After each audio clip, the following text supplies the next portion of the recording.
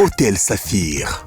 Un bijou au standard international en plein Matongé, au grand carrefour de Kinshasa. Plusieurs catégories de chambres, bureaux et appartements climatisés avec Wi-Fi et TV n'a faux prix. Petit déjeuner y compris dans son restaurant aux spécialités variées avec réduction des prix pour Naba client Oyuba Fandina Hotel. Un ascenseur ultra moderne disponible en permanence 24 heures sur 24 vous amène à tous les niveaux. Yaboina Matongé et Salaté. Notre adresse A4 Ikelemba, quartier Matongé, commune des Kalam. Téléphone 084 710 99 99 081 600 8000.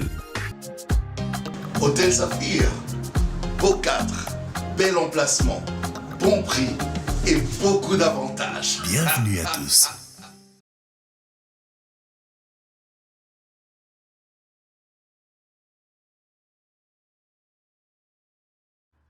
14 février 2023, Bandeko Balandi, Tosengi Nabino une fois de plus, merci beaucoup.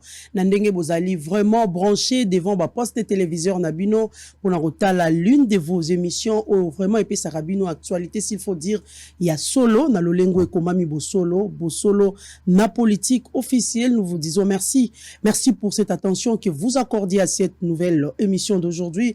Tosengi, merci. Na Bandeko Boko Talabiso, na Bakomi Nyonso, ya ville province ya Kinshasa, bandeko bozwami na ngambo ya Matete, bandeko nyonso bazwami na ngambo ya Lemba, bozwami na ngambo ya Masina, Njili, partout vous êtes, Barumbu, commune de Kinshasa, Ngaliema, Monga, Fula, Bandalungwa, Bumbu, Ngiri, partout bozali, Kasavubu, Tobosani Binote, Banape, ya commune ya Gombe, bana commune ya Kitambo, ba commune Banso ezali, na kati ya ville province ya Kinshasa, Tosengi Namino, merci beaucoup. Nous sommes déjà en direct sur Canal Plus 349 et nous sommes aussi en direct sur TNT, Bandeko Bakota la Biso, na Mikili ya Bapaya, Bisika Obozwami, Tosengi Nabino Penza. Merci beaucoup. Bozali pe Rotlanda biso na ba province mosusu na kati ya République Tosengi, merci beaucoup. Na ndenge penza bozalaka na fidélité ya kolanda bosolo na politique officielle tokozo ba sango avant na présenter bino bandeko pena toali na bango na kati ya plateau pe soki tokosola na bango nini tozwana basango. Les informations du jour. Insécurité à Rutshuru. La MONUSCO évacue 8 personnes à Goma. RDC. Le 9e jeu de la francophonie s'ouvre au sponsoring et au volontariat. Situation sécuritaire dans l'est de la RDC. Kinshasa est formelle. Il n'y a pas autre voie que d'appliquer à la lettre la feuille de route de Nairobi. RDC, les armées de Burundi, Sud-Soudan, Kenya et Ouganda se partagent contre les contrôles d'une partie du Nord Kivu. Déploiement de forces de l'EAC. Le gouvernement va analyser les documents et donnera sa position, affirme Christophe Lutundula, ministre des Affaires étrangères. Nord Kivu, les débuts de l'opération d'enrôlement des électeurs fixés au 16 février. L'EAC fixe au 28 février la date limite du retrait du M23 des espaces qu'il occupe. CENI. Début d'enrôlement de 260 détenus à la prison d'Ongenga de Gemena. Agression de la RDC. Le gouvernement tient à l'application stricte de la feuille de route conjointe Nairobi-Luanda. Maniema, Chadari à Kindu pour participer au forum de l'unité. Sud Kivu, une ville morte annoncée ce mardi pour exiger le départ de la force de l'EAC de la RDC. Et enfin, non-homologation du stade de Martyr, une question écrite à Serge Condé, ministre des Sports. Voilà tout pour les informations du jour. Très chers téléspectateurs, na plateau Nabiso ya mokolo ya lelo ya le 14 février 2023, toali na mwana mboka Jérémy Njoku. Jérémy Njoku, azali président et à Ligue de jeunes ATD, et puis Jérémy Njoku est aussi cadre na kati FCC Mwalamboka. Bienvenue na kati Bosso na politique. Merci beaucoup madame, et j'en profite pour saluer la bravoure ya Mwalamboka Ndeko Israël Mutombo. C'est toute ma première fois de passer sur sa chaîne et j'ai admiré. Atchebi son un standard international et c'est un acte où il faut féliciter et encourager. Et merci aussi pour Nayomoko parce que plusieurs fois, je suis votre fan.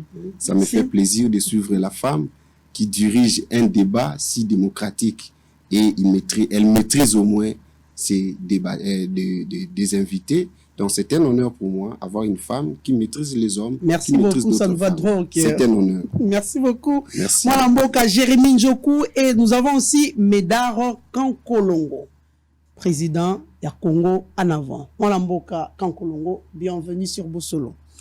Merci Mamelo, merci d'avoir invité toko sala na émission. Merci na bande konyon soba kolanda biso.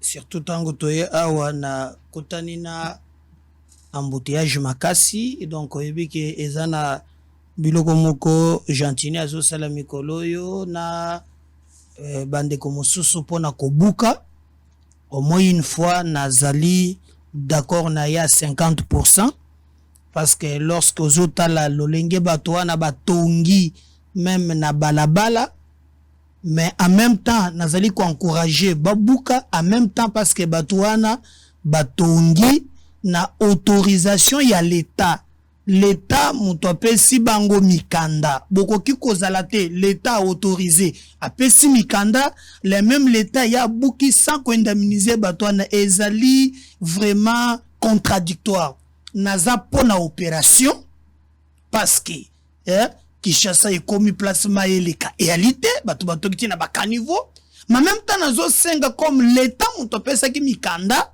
l'état yeba pe kozongi c'est la bato na misolo na bango omoni l'état ya pombande tozo lingate l'état cause la ta sali le komoko parce qu'il y a ba ministre il y a ba affaires foncières ba pesa mikanda au nom de l'état congolais vous voyez maintenant bato na batongi mayele kaka lisusu te bato ya makasi bazali alors j'encourage bakomati na suka mais en même temps nazo senga l'état congolais ayeba na kozongisela bato wana musolo pamba te ye muto autoriza bango na mikanda po batonga bisika wana. Donc je pense que ezali le komoko ya mala par exemple ba besoin bisanga batelinga message que comme 2 poids 2 mesures cheta soki un AD balobi yango pe komi kona na bon marché mais vle ba konzi ba keta kona balobi moyen bobuka wana ezate pokona ngote ngwasuma na bango so babuki bakozana bisengo te ba sauter c'est que j'apprends tout le monde peut bisika ebele babuki te ndet na lemba qui s'attendait que lo la tchétché ko kai kokwe no kaka tchétché wana batolo kango na tchétché na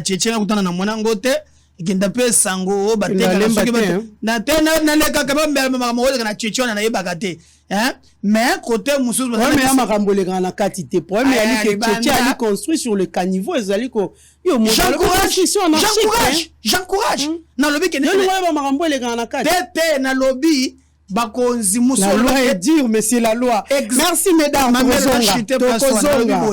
j'encourage bakonzi bakende nango tina soka naza d'accord c'est construit anarchique et koboma Kishasa kasi baluka muloko le bango ba pesa bango mikanda bato wana ba mitongela te l'état cause la pomba te apesio leke ba ko buka mais so azwa ki ya message lokolo mento ko bezo message c'est pour avant ko tonga ba muso suma pa bazana mikanda ya l'état omoni ba futim pa ko l'état autorisé bango tongo moko bwe boko buka pamba ndenge wana te naza pour babuka mais l'état zongi sala bango misolo na bango ata kote musu nde babuki na tchétché babuka kote nyonso oyo ezali ko respecter ba norme te. C'est ce qui est fait d'ailleurs. Voilà, merci beaucoup Médard Kankolongo. Merci beaucoup à tous nos très chers téléspectateurs. Vous êtes sur YouTube. Nous vous disons merci beaucoup. Landabisope sur Facebook. Merci beaucoup. Tokozé là-bas commentaire nabino parce qu'il y a un des salles à rapenza to tombo la lisusu mosala o na bande ko to na ba na kati ya plateau to kolobela mingi mai matali situation sécuritaire na est et République démocratique du Congo. Hier nous tous to landaki yango na ba etandweke évoqué la sortie médiatique, s'il faut dire, Nakati a briefing avec le ministre de la Communication, Patrick Mouyaya, ainsi que le ministre des Affaires étrangères, Christophe Lutundula, Lolenge Penza, Beta qui c'était Namae Matali, situation sécuritaire à l'est de la République démocratique du Congo. La RDC a adhéré à l'EAC.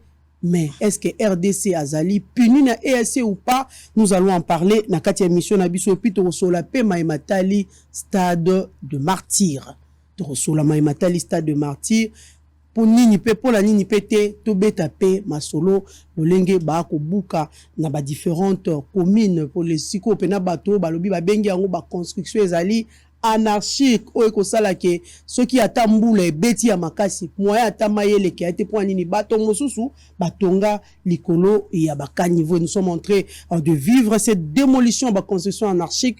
Nous allons commenter avec les invités au bazali nakati ya plateau na biso mwana mboka Medaro Kankolongo maloba to boa ki non me pa ina yo bilonde boyi union sacrée lobi biso banso tomoni sortie médiatique, s'il faut dire, nakati a briefing entre le ministre de la Communication et le ministre Christophe Lutundu. La situation sécuritaire à l'est de la République démocratique du Congo. Là, c'est est-ce que la force de la République démocratique du Congo à côté de l'EAC ba force ka yeto ba force ka yete siko na makambo le lenge e ko kende na uta ko tanga na information du jour Kinshasa etikali formel le lobby. Il n'y a pas autre voie d'appliquer à la lettre la feuille de route de Nairobi na Luanda. Mwana mboka commentaire. Mamelo na koki koloba na yo esengelo yeba même ba yeba sali ba relation internationale ba koyebisa yo ke na mokili mobimba eta azalaka na ba amité. Eta azalaka pe na ba ennemi te. Eta la kabena ba intérêt na ye. Et loko yo bengi EAC. Et sengelo peke ezali ba mboka oya est. Oyo mboka na mboka ekotala d'abord intérêt na yango. Avant kolobela organisation wan. Kenya kotala intérêt ya Kenya bato kotala. Maintenant biso batu tokei yango na condition nini. Il y a le coup benga le poto, il y a ce qu'on appelle des causes causales. Poto comme on a les cambo ya insécurité toko mawan mamelo. Tozua mboka oyo na bande kombo FCC bayini babomi basasi ya Congo. Lorsque ozui mboka si le plan sécuritaire Olanda ki yo moko lolenge nini armée mobimba bibamba bamba ba infiltré partout. Le président de la République et Sengeli a joué sur deux axes. Soit axe militaire, on attaque directement ce que les autres proposent, nous devons faire la guerre au Rwanda. Alors, au conseil la guerre na Rwanda, tozala qui sous embargo, toko somba mundu kite et yabo sans que conseil de sécurité ayebate. Soit, pour gagner temps, bobundi sur le plan diplomatique, bolongoli embargo, ce qui a été fait, et nous saluons cette diplomatie agissante. Il y a mi balé, soit, bobandi koluka lolenge nini, il y a ko recruter na kati armée. Parce que force ya EAC, ata to koti na koki koyebisa yo ke eza lokola poto gagner moi tant to former armée na biso. Lelo na pe ce exemple, umina mukili mobimba, eza na ba force sangani hein. Soit que par exemple na Mali, hein, na Guinée, ce qu'on appelle la Sahel. Force Moko force Barkhane. Omoni avec force Barkhane et permettant quitter que ba djihadistes ba avancer tina Bamako. Mais stopper ta insécurité. Jusqu'à un certain niveau que ba Mali va comprendre que force est inutile et de trop. Et les lois, la France et les autres bazana ngambo wanate. Pour vous dire que bato sengeli bayeba ndenge to uti na mboka na biso esengela ki ko gagner temps pona ba Rwandais Kagame azalaki déterminé ndenga salaka na Kabila. À chaque fois qu'il y a une rébellion, il faut négocier. Non, d'abord c'est une rébellion, l'agression, parce que c'est une rébellion. Soit c'est l'agression, il faut négocier. Quand il négocie, mixage, brassage, bouquet, attique. Et soit qu'il y a bandi bongo, atiam 23, souka bokomi na goma, baké na négociation. C'est comme ça qu'ils allaient. Cette fois-ci, à trouver liboso na ye, à salir ba chantage, na kozo goma, na kosala bolobi, il n'y aura pas de négociation, pas de mixage, pas de brassage. Au contraire, ba oya ye utika ki na armée na biso tozo longo la bango. Et c'est ce qui a fait que maintenant Kagame est bloqué. Et je vais vous dire, au Kangé mission oyo. EAC et Kozalawana, ce que l'anda ki mboso, na ministre à défense, na chef d'état-major, bazala ki clair. Bako remplacer nos forces armées. Et ça force o ndenge za na mokili mobimba ba ya kakaka et d'ailleurs position ya Congo en avant bandakala ngaza la kapona force wana te. Na la kapona yangote. Moi je compte c'est la promptitude, na détermination ya armée na biso. Et tango na landi ministre à défense et les autres ma mère na quoi biso ke mikolozo ya okomo na victoire. D'ailleurs au lundi il y a 2 jours Carmen Abisso Bitumbe la Kemakasi ils ont récupéré à peu près 7 villages. Oh yo ba Rwandais ba qui déjà ce matin quand je fais cette émission déjà où l'équipe part nyango okena ba masisi kuna déjà on a récupéré 4 villages. Donc c'est pour vous dire que le monde d'aujourd'hui est comme un village planétaire aux appelés à vivre en solo.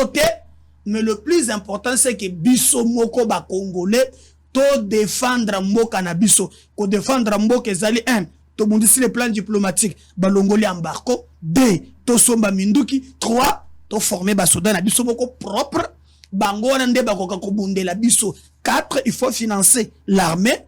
Aujourd'hui, vous voyez que le budget de l'armée, c'est que représentait 1,5 milliard, le 10%, il y a budget na biso. Il faut dans l'histoire encore, nous avons loi et programmation militaire et Sengeli Kopesa armée. Babiloko wana nde lobby bokoze la kimia ya libela. Nous quittons de 19 ans, ba pourrir armée, ba sassi armée, il y a des infiltrés. Et au Kokiko Yate dans 2 ans, et d'ailleurs même quand Tshisekedi arrive, qui occupe le ministère de la Défense, fait cesser non? Et l'Assemblée, ok, à niveau du Parlement, tout ça qui na Dada qui pilotait la commission défense et sécurité, ministre de la défense, c'est là qui fait cesser. Donc là que les 2 ans lui sous au président, c'est là qui ont moutou. Mais aujourd'hui, quand il a récupéré la totalité, il y a Makambo maintenant il y a de l'espoir. Maintenant, c'est demande à notre peuple, base à la vraiment vigilant. Et moi d'ailleurs, j'encourage ces compatriotes au basé manifester pour être assez à Kende, Bazan a raison. Nous devons maintenir la pression sur ces gens-là qui ne sont pas de bonne foi. Parce que bah côté là bah intérêt na bango. Mais bisomoko ba congolais to bunda potoye ba intérêt na biso ezawapi. Mais Bazan a raison, c'est vrai que EAC Kendeme. Bah raison ni zala qui pour que d'abord RDC a adhéré na Katia Yassi. Il y a des raisons pires. Parce que dans l'opposition, bah betara déjà bah manda ko betangonga. Non ma mère. Lingi contrat wana te. Félix Tshisekedi abima na makambo wana. Est-ce que je comprendre?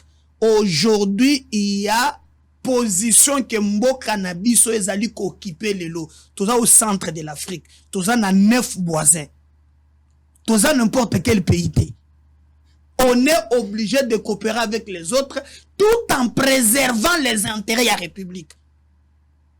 Au coquille lelo, qui sait bato le bakaba comprendre kama kambazo le baté. Hein? Mais na ebiso pona lelo, tozali na 9 voisins, 9 familles, 9 ennemis et nous devons avoir une armée capable de faire la guerre à 9 pays. Et c'est là où j'encourage 20 oyotomoni en place. Donc, il y avait pas nécessairement un enjeu, bien n'est pas entré, il peut y entrer, mais c'est de regarder. Est-ce que je peux appeler cet exemple? Est-ce que vous savez que le Rwanda, malgré ses manœuvres dilatoires, malgré l'hypocrisie à EAC, a progressé vers Goma? Tu sais pourquoi? Parce que même ces hypocrites-là, même par honte,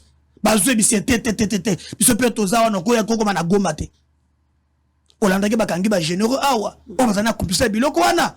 Donc c'est pour vous dire que pour nous le plus important bazala te biso to bongisa armée na biso pour être to benga na ba rwandais, et c'est là où j'encourage le président de la République. Voilà, merci beaucoup. Donc, avec la force étrangère, et aussi mbaté photo en armée na biso. Exactement. On peut gagner l'État, mais pas compter sur Bango. Voilà, merci beaucoup.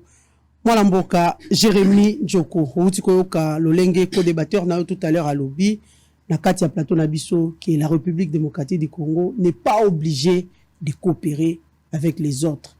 Mais il faut plutôt préserver l'intérêt de la République. Après ces explications, à lobby, toi, na Kati, na centre, ma voisin, baï neuf. Merci beaucoup, madame. Je salue aussi mon co-débatteur. Il est le président de son parti. Je les remercie beaucoup. Mais je dis aussi merci à mon autorité morale, José Makila Soumanda, et aussi le secrétaire général de notre parti. Je lui souhaite joyeux anniversaire à notre secrétaire général, Alpha Benza, Molobeli Abana Kungu. Pourquoi je dis merci à mon autorité morale, madame? Vous savez, j'observe plusieurs partis politiques. Nazak observe ba parti politique mingi kasi ezana eloko moko na lingi na ebisa bato. On ne fait pas la politique parce que vous cherchez l'argent. On ne fait pas la politique pour s'enrichir. On ne fait pas la politique pour soutenir ton frère ou ta sœur. Mais on fait la politique étant une vocation. Ezali mbela. Ezali vocation. Ezali don nzamba pesa kabato. Les lois ont avoir confusion za ko salema mingi autour ya baï politique, tout simplement parce que la majorité na bango bazo sa la politique yanzala. Majorité bazo linga ba sa la politique a rouler carrosse a soma ba immeuble, et yango zo mona confusion, yango zo mona pays eza toujours ko se dégrader à cause ya baï politique ya catégorie wana. Revenons maintenant na kati ya sujet na yo ndenge opozaki ndeko menayo ki a répondre yote a lobby peloko mokote, il a fait que des balbutier. Tokobanda d'abord na historique ya EAC wana, peut-être bato bazolanda biso esengeli ba comprendre. EAC wana ezalaki créé d'abord, ezalaki fondé na 1967. Et après na 1977 EAC ezaki dissoute.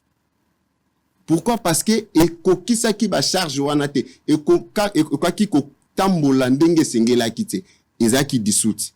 Et puis ba ye ko remonter, ko recréer en 2000, na l'an 2000. Et puis na session na bango 8e sommet, c'était le 30 novembre 2006. Il y avait que 2 États au bazalaki wana, c'était le Rwanda et le Burundi. Naza ko expliquer ba imboka ba comprendre déjà esika otouti esika oyo ndekoti lombo na bandeko na biso oyo baza ko kotisa biso na kati ya lubwaku na kati ya monoko ya ngando, mais ba yebaki basali yango nanko pour leurs intérêts personnels et propres. Ezaïka na 2 pays, le Rwanda et le Burundi. Ça c'est en 2006. Dès qu'on revenu ba Rwanda na Burundi s'adhérer, va devenir comme membre en 2007. De 2007, jusqu'à nos jours, tu communauté 7 États. La RDC a admise le 29 mai 2022. Suivez-moi très bien, madame, on comprend pourquoi nous avons fait ça. Le 8 avril de ce même année, la RDC signe les traités d'adhésion. Et son entrée dans la communauté, c'était le 11 juillet 2022. Madame, na kati pe na okinde kwazolo ba makambo tali na relation internationale, omoni na ba communauté nyonso yambo avant kota ba pesa ka au moins 5 mois ou une année, il y a étude avant que vous s'affirmer, avant que vous signer traité wana. Mais l'anda, pourquoi on appelle ça Kibanine? Pourquoi la RDC a coté le 29 mars? Directement le 8 avril a signé. Et directement le 11 juillet, le même année, 2022, a commis membre. Mais au Kolanda, kuna na likolo Rwanda a coté na 2006, na Burundi. Mais a commis membre na 2007. Pourquoi cette différence? Ils ont pris leur temps, ils ont pris leur temps. Il y a qu'à planifier borna bango, selon bango, et comment qui na souka comprendre se mettre d'accord. Mais bino politique, il y a précipitation, sans observation, sans critique constructive, automatiquement, vous signez un papier local là, et talibinoté, pian, et vous signez. Lelo oyo nazola nandeko nanga za ya union sacrée, il contredit encore son chef, qui est le chef de l'État, mon amboka Félix Tshisekedi, en disant que va retirer ba force wana ya IAC. Ozomona ba benga ngo utopie na français. Ils ont utopie. Donc le lengyo bango bazokumba mboka sans réflexion. Mais nazaki na motuna moko. Tango bango bazu pouvoir. Tango bango bani ba intégrer awa. Batuna ki motuna ate ki non pourquoi bandeko bazaki liboso. Ba kote ki na communauté wana te pona nini. C'est ce qu'on appelle la politique de précipitation. A comme effet, ou le lombo que zo vivre les lots, ou le lombo que za ko expérimenter à cause de incompétence, à cause de l'ivresse du pouvoir. Très tôt le matin, basi ba langwe, nenge bazan oki nenga zol basi a langwe. Basi ba langwe déjà pouvoir. Fond ezate fondement ya bien ezate bazaka ko balbise bazaka ko lobaliko likolo ko caresser bato likolo au fond ezate eloko oyo ezaki plan préparé ya Rwanda na Burundi ba vandisa ba ide na bango pona ko s'accaparer na ba pays à l'est ezali déjà politique interne betama entre les deux pays. RDC ninga kota za lokola mopaya. RDC baza ko traiter lokola mopaya. Yango comme na régime passé a se donné qui beaucoup plus na SADC que akende kokota na ndenge kuna. Na landi lelo mwana mboka son excellence monsieur Lutundula azolo baba intérêt ni et tous bango ba kende kokota na asi madame. Oko imaginer mwana mboka Lutundula lobby c'est parce que tozali pays ou tozali entouré na 9 pays na côté kuna a poussé raison pour la protection de frontière a poussé deuxième raison lobby ezali parce que ba port obiso to utilisaka mingi ezali toujours na côté na bango kuna Dar es Salaam et les autres tout ça mais esalinga pasi mama mamelo esali pasi Nathalie si en termes de frontières qui dit la constitution mibeko ya mboka lobi nini mboka na biso ba autorité bazali censé ya ko protéger leur peuple, leur sol et leurs frontières. Baza censé à kosala musala wana. C'est que le régime baza incapable. Yango bazo senga soutien à Libanda.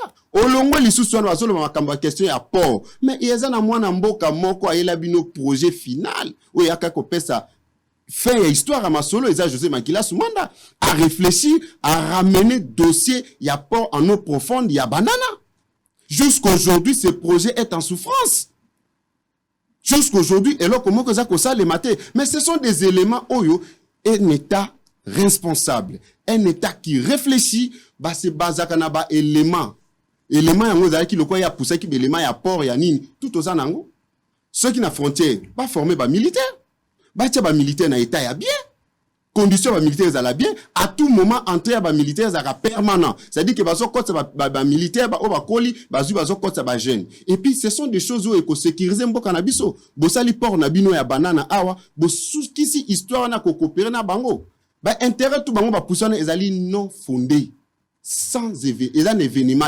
Pourquoi? Parce que ba kosi kaka peuple likambo za kaka modifier communiquer nyoso likambo za ki kaka ke ndenge ndeko na biso bisili le apandi nteke alobi ba kendaka ndeko pesa Kagame fait ya commission Kagame a la commissionnaire ya un état comme la République démocratique du Congo a gagné ba commission et na yango lokola bango ba mesana ko dribbler batotu ba dribbler Kamere ba dribbler Moïse Katumbi ba kanisi ba dribbler pe Kagame yango moni Kagame atomboki donc nyoso tu wana okomona autour nango ezali kaka ce régime histoire ya M23 to bosa na kaliso nango depuis 2013 ezongi pourquoi la politique ya dribble ou ezali une mauvaise politique na monde ya politique ande ko la lubi ezali intérêt ceux qui moninga mon intérêt les a menacé il est prêt de tout faire mais nga naza koloba yango madame biso na kati ya FCC na parti na biso na population tozali d'accord toza koyebisa su bande ko na biso ba revenir na raison. C'est quoi la raison? Ba se retirer na groupe wana ya Kagame na Burundi ba format déjà équipe na bango pona masolo na bango ba se retirer parce que ba koti simbo kalisu na lubwaku bakotisi mboka lisu na maboko ya Lyon yango tozo sa ba se retirer, il est encore temps.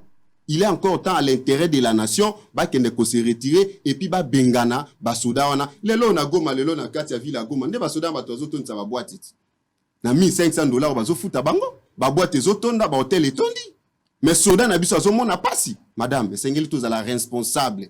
Il est temps nous ayons les sentiments d'urgence ya ko simba mboka na biso poto tumbula yango to sala yango valeur. Donc c'est ça na yoki ndeko nenga aza koloba aza ko présenter ba FO na tuni kaka mutuna na kutuna ete na tuni pas de union sacrée entre monsieur Félix et Joseph Kabila na kuta kimboka na état ya chaotique. Oh bango bakumisaka ngonga nyoso tokuta kimboka bango mibale ndeko Félix na ndeko Kabila à cette époque là il avait 29 ans. Il avait trouvé état dans quel état?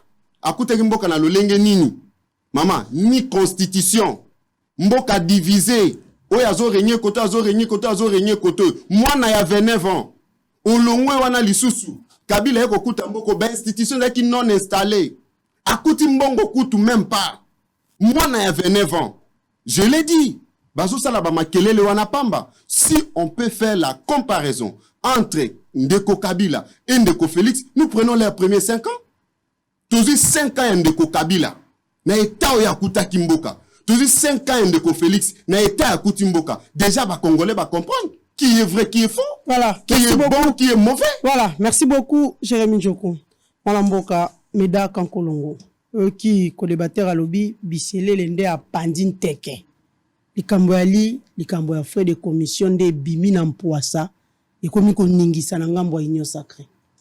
Bon, mamelo ya yambo on découvre la première fois à ça l'émission awa. Il fallait que bisaye pour et le gros émission on comprendre té. Ailleurs émission ba anniversaire té ba yamba na tranche matinale ndé le anniversaire ezali hein pour ya za na makambo linga kangi yo za ma makako kan na kangi le côté. Ka ba anniversaire secrétaire général na biso José Magila aux émissions makambo bongo té. La première fois la Simo Bongisa. José Magile za wapi? Oh le biga lingi mbongo te. Oh la photo soki ba ko plaisir na ba Félix kuna. Papo yo na aéroport à Tinda, hein? A goro boso Kabila posa la photo na te. Photo moko José. Ya na biba za mibale. Non, ndeko na ngauza elenge, je t'interdis ça. Tango zoya na plateau ya télé, ya ko réfléchir, les émissions batala côté. Hein? Il veut mon président, joyeux anniversaire. Et tout ngaka wan, ngaka ngelo côté. Bon, je peux répondre quand même na mutuna na yo parce que otuninga d'abord il y a solo yo kitalo bimisi mambo bisele la wate. Yo d'abord pandine teket. Même na personne le bi que ba comparer 5 ans à Félix. A c'est une historique et mamelo. Yo za masakanga. Le bi to comparer 5 ans à Félix na 5 ans ya Kabila. Ça les 5 ans. Et bi yo zo kana makambo zolo. Donc toujours comparer sur ce plateau, c'est un débat imaginaire. Pour lui déjà c'est ça les 5 ans. Attends, yo kangel susu wana mamelo. Attends yo moko. Boté tout la rationnel na bi za muntu ya kati. Ça c'est comparé 5 ans de susu. Ah.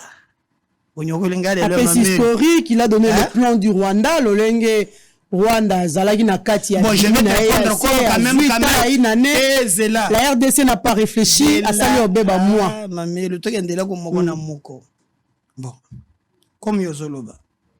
Kasi yo lobi eloko te nga na ko zongiso be malobo nga na yoki ya bimisi te mais le pe ko moko nyoko langa bondeni noko nazo yoka comme le plan ya Rwanda pour yokangi au salinga restitution mais il faut poser la question we mtozo tuna mituna tozalaka na mboko yo na Marshall 1997 vous présentez mon FCC. Qui nous amène le Rwanda dans ces pays? Nabasi Nabana. Yo za journaliste. Ba bengi bino ba historien du présent. Il faut tracer. Qui nous amène le Rwanda? Nabasi Nabana na nyonso. Et chose grave. je lui présenté FCC. Vous savez qu'on a eu un monsieur qu'on appelle qu'on appelle James Kabarebe. Commissaire numéro 1, Yarmé Nabiso. Déjà en 1900, c'est de l'histoire. Infiltration et bandiwan. Yami Balé, Suna Longoli, Yabakaberebe et les autres. Mais les Rwanda ba installé Biso. Pour tout M23. M23, contrairement au Batubazolo Baao, tant que l'on a Bakabarebe, Ninouane Sili, chef d'état-major Yarmé, Azongi na Rwanda, Tokomia Wati, Tokomia Bakunda Batouare, c'est toujours ces gens. Mamelo, Mokwa Yoko Boma Bakongole, le Kola Bampuko, Kombone Bosco Tanganda. Ces pays lobby, Bakobo Mabatu na silence boyete. Balancer mandat d'arrêt. Quand je vois ces jeunes sur le plateau, et vous savez ce que Kabila dit? Bakoki kokanga yete. Jamais. Ce pays à maintenir pression jusqu'à tel point que le monsieur va fuir. C'est le Rwanda qui l'arrête. Général Narmé Nabiso. Donc quand vous me parlez Makambouya Rwanda, ne me parlez pas Nabatu a fait cesser. Tunelanga tapé batala. Muka débat eko salim. Ba géniteur baza ao. Le plus important pour moi aujourd'hui, lorsqu'on parle de Kambouya sécurité à Moka, les gens continuent. Et Zalika Kabatu ya camp politique mon côté, ce sont mes compatriotes. Raison pour laquelle nous disons, le mal était tellement profond. Ndeba lobby, on était dans un fond sans fond. Voilà le terme qui arrive. Dans un fond sans fond. Hein? Parce que Kobi Meleza l'a quitté. Posons les jalons. Qu'est-ce qu'il faut faire? Parce que il faut des solutions à court, à long, moyen terme. C'est là où je t'ai dit, pour Nabiso, nous encourageons politique Oyo et qu'on mettre fin. Il y a libéré dans les Cambouane. Il faut qu'on là, ce qui armé Nabiso et Zumbeba, ezana nini. Ma melo batubala ndangai. Parce que tozu armé, il y a mixage, na brassage. Vous prenez des Rwandais. Vous copissez bangon armé. Vous bandez na numéro 1, y armé. Qui est un Rwandais. Dieu merci, Mouzé, il faut se ressaisir. Alors, que Toyaki, Tozalaki, aventurier, il a dit, c'était un conglomérat des aventuriers. Mais au moins, vous avez mené cette aventure au sommet à l'État. Tant de bolongwe, chaque contenu Kabila, sassi, armée nyo sotika kimbombolo. Maintenant, quand aussi li salikambo, oyo, et sengelu ko revoir ce que tu sais qu'il a fait. Il y avait des généraux. Oyo bazalaki déjà armés, baza révoqué. Non seulement mais baza révoqué. Pourquoi? Regardez, tant que Bitumbe M23 au Salem. Oyo kate que général Moko a sengi na baninga na ye.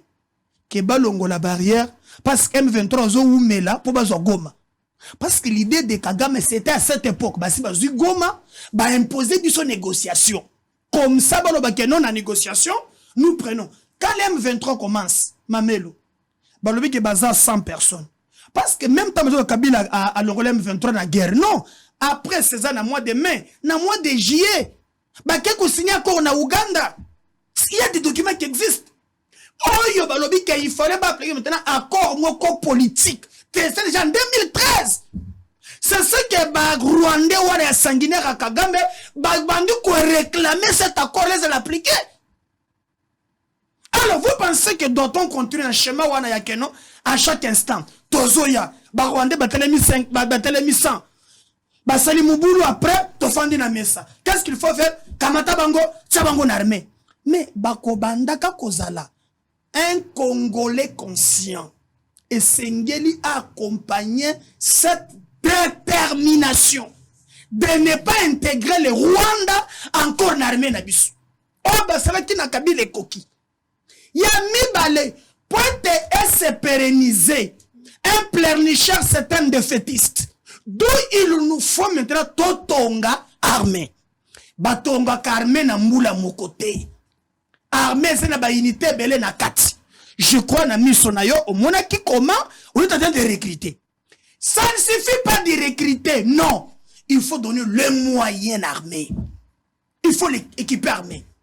Si, par exemple, encore le budget maintenant de l'armée, maintenant c'est 1 milliard. Le budget de l'armée représente le 2% du budget national. Il faut doter armée. Namibeko. Et nous avons ce qu'on appelle, il y a une programmation militaire. Maintenant, ensemble, à Biloko One. Et qu'on permettre à Bisso, toute cette politique, il y a défense. Et aujourd'hui, pour être token de l'Ibosso. Et j'encourage maintenant aussi les sursauts patriotiques. Il y a des soldats na Bisso. On va ça Congolais. Place Bazali. Merci pour la République. Merci. Parce que Bozo Salango n'a pris un sacrifice.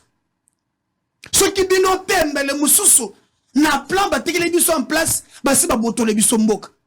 Mais par la détermination, mboka na biso ezali ko résister. Mais d'accord Kolongo, ouais. S'il faut sortir aujourd'hui ko bimana katia ESC, procédure nini o mboka na biso il faut landa.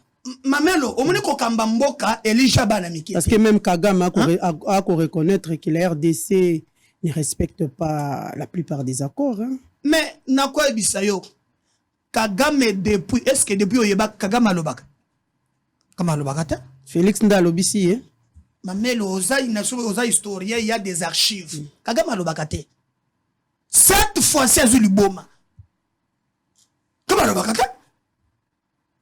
Kagame a dit très sûr à commenter biloko na ye après 6 mois. Accord. Même quand il parle ici, ya, marambo utunenga mituna.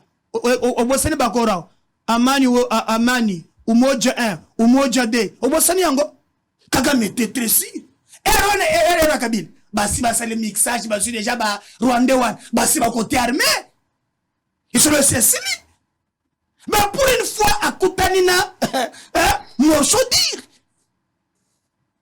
tokokoti sa ba Rwanda one na armée na bisoté en cause la ba chantage na ndenga lingi et kokotate parce que si nous continuons na principe wana mama nangai ya muto asale buzo banaye bo fandi na mesa bo kamate bango bokota na armée ya ngonde bisika tozalelo toza armée ya faible te mais loko ezobo mabiso toza armée moko infiltré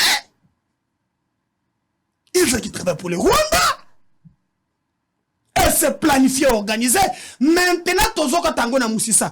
Mamel, tu penses que ça Pamba qui est président de la République a changé le commandement de l'armée? Vous ne savez pas? Parce que il y a un système de sécurité. La sécurité, il y a un mbangu. C'est des capotés. Mais il faut être un fait stratège pour nous calmer que ça la biloko nyoswan. D'où nous disons, Basoda Nabiso, prêter serment pour nous défendre patrie. Bakendenango, Tinasuka. Basala oba koki kosala pote mboka na biso etika na mobima nango courage lobby déjà na lelo lisusu on a récupéré 7 villages lelo na tongo wa déjà j'ai des images en direct na moni comment l'armée est en train d'avancer na yoki déjà même le gouvernement basa la hauteur il y a que comprendre enjeu avançons mais et cause la précaire sokito détoté mboka na biso n'armée na niveau ezali je crois que magamonyo se kosi là il y a libé là sinon pas to kozala ba signer bako surtout biloko ko signer ba corps na ba groupe one ba tu ba sali buzoba il faut chuter je vais chuter ba sali buzoba suka bokena ba négociation il faut arrêter une seule fois pour toutes procédure à suivre pour quitter les assis. Mais la procédure est simple. Dès lors que Cézanne a fait des routes, n'a fait des routes, on a pas que non, bah pessimé bah délai, que non et sengeli, bah M23 balongwa. Ceux qui balongo étaient na bansis na bango balobi, bango bazan obligation. Il y a quoi imposer force. Pour toi na balongo. Mais ceux qui balongo étaient, c'est clair, bon, on a biso. Clair et net. Oyamba kanga na biso ko banda kala. Contrairement à ce que les gens pensent. Lorsque Ozali na famille politique ou bien un regroupement politique, on y entre pour construire la République. Vous voyez? vous donner les idées. On n'entre pas pour être clochardisé. Non. Moi et mon parti, nous avons dit à ce que nous concerne, et je l'assume, que le président de la République a accéléré ma campagne à recruter. So, peut-être que gérer ou gagner temps. Nazalaka d'accord comme la Monisco et les autres. Mboka mokote et koukou fait la bas congolais et kobunde la bas congolais que le gaba congolais bango moko. Nous devons nous prendre en charge, kotongarme à Makas pour être le solo wana ici là pour la libérer. Voilà, merci beaucoup, Médard Kankolongo. Jérémy Ndjoku. Procédure nini à suivre pour quitter l'EAC? En fait, madame, omoni soki oza kolanda ndeko na ngai Médard aza ko répondre toujours te na mituna. Mutuna mon côté tisi otuni ye aza ko répondre. Aibika j'ai des ping-pong au na bango basala ka batak na ngai. Moi je ne suis pas là. Moi je suis venu faire un débat un débat pédagogique. Naza wate pour na ko naviguer en l'air. Sorti na traité nyonso à mon humble avis et dépendaka selon ba accord ou ba nakati a traité les conditions des akanakati. D'abord cette histoire il y a EAC même ba accord na bango ndenge ba signa ba nini, c'est comme si ba ça il y a un que non, ils a problème à précipitation. C'est-à-dire ba cacha même population azana droit. Il y a koyeba comment évolution en mboka nezo kende. Basala ka makambo na précipitation ba kangi basali ba makambo tubu to sutuki to suto koti. Je doute fort même ceux qui attendent à parlement ngo parce que kune koma nango sous-traitance ya présidence. To considérer na biso sous yango te. Kune koma nango sous-traitance ya présidence. Moyen batele mana musala malamu izate. Lelo est yango na plusieurs fois combattu. En aucune fois le parlement a interpellé le ministre de la défense, même ministre de l'intérieur Togolobani. Et comme on a sous-traitance, il y a présidence. Donc, moi, zate. Ndeko nanga etan ozo tune mutu na zo répondre te pourquoi? Parce que aye, bon, on est sur l'andi bien, azo revenir na raison. C'est là, ma proposition de M. Topessa, on ne peut que compter sur notre armée. On ne peut que compter sur la population congolaise. Avec le peuple congolais. On se demande de revenir na raison. Mais bazali digne à qu'on dit ma vérité te. Bazali digne te. Nalandi azo parlé sur makambo ya augmentation ya budget. Mais quand on parle de l'augmentation du budget, madame, c'est égal réforme. Quand on parle de réforme aujourd'hui en République démocratique du Congo, égal code minier. Pourquoi j'ai dit ça? Cette augmentation, bango bazako ganga lelo, ce n'est pas moi. C'est le président de la République. Ou à applaudir. Le régime passé. À l'objet aujourd'hui, augmentation budgétaire aux accords les malheureux, ils allaient dire il y a un nouveau code minier. Vous ne croyez bien. C'est ça. Il a donné la réponse. Deuxième temps, la loi de programmation. Loi de programmation égale Académie stratégique de la défense. C'est toujours le régime passé. On est ça la beauté Afrique centrale. On ça la beauté aux hommes militaires, aux pays étrangers, na Congo. C'est la fierté. Mon solo régime passé. Mon solo militaire à cause d'un régime passé en à cause lelo. C'est là on parle de les réformes. Ya lobby bon ba ene quoi Maman naza ko boyate. Naza na politique wana te verbiage. Na lobby boy lorsque il s'agit d'augmentation budgétaire. Et c'est une réforme. Ils ont que là, na tongo la mouki, na commissi budget 80 milliards. Ils ont la kabungote. Et c'est une passer par la réforme. Ce qu'on a la réforme, on y sali le longue bango baza ko chanter que budget ambo cannabis mata, ils ali au babenyango nouveau code minier qui était élaboré na régime passé promulgué en 2018. Aza conscient Union Sacré Mumba, Bayebiango. Donc, Yangonde et Pessi Valère pour Matissa Mosolo. Joseph Kabila qui n'a tiré. Ceux qui sont Matissa Soda Mosolo. Les alliés Sengono, ils ont mabete. Biso toko sepela. Parce que ils ont un principe, on a droit, principe de continuité de l'État. Ils ont un péché. Yoko kuta moninga tiki na 100. Au commissaire na 300. Ce n'est pas un péché.